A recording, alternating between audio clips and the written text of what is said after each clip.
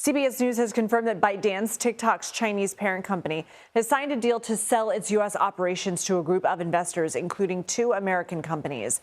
U.S. tech giant Oracle, investment firm Silver Lake, and Abu Dhabi-based AI firm MGX will collectively own 45% of the U.S. entity. Current ByteDance investors will continue to own about a third of the company. We should note Oracle was founded by Larry Ellison, whose son David Ellison is CEO of CBS News' parent company, Paramount Skydance.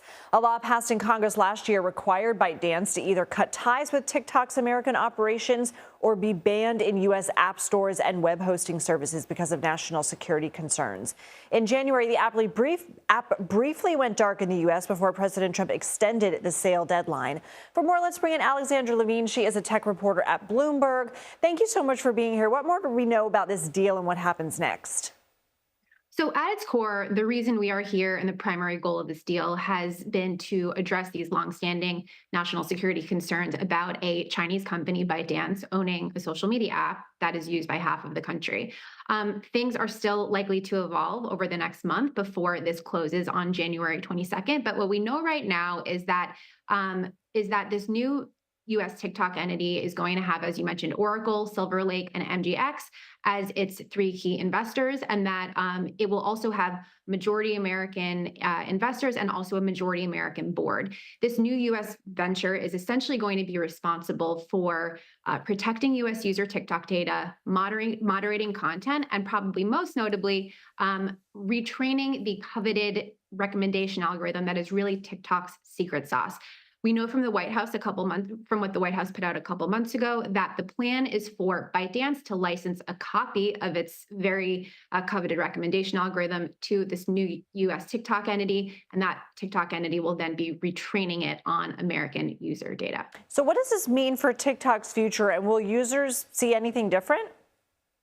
In all likelihood, at least on the surface, the answer is no. Shou Chew, in a memo that he sent out to employees yesterday, really emphasized that people will be able to enjoy the same experience on the app, and also advertisers should not be impacted. And I also think it's really notable that even through all this regulatory turbulence, TikTok has really tried to put forward a face of everything is operating business as usual. They have been expanding aggressively into the e-commerce shopping space throughout all of this.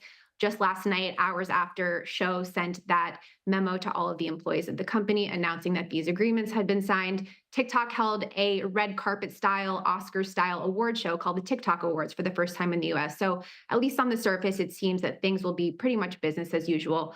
One thing that I am watching, however, is there was some language that the White House shared about the deal back in September that basically suggested that the Trump administration and the U.S. government could be working on some of this data security and content moderation in partnership with or alongside Oracle. That, of course, has raised questions about whether the U.S. government might have the ability to put its finger on the scale as to what people are seeing on the app, whether they will be able to access data of American users, and whether Americans who are using the app would even know. So those are big unanswered questions that I'll be looking closely at. Alexandra Levine, thank you.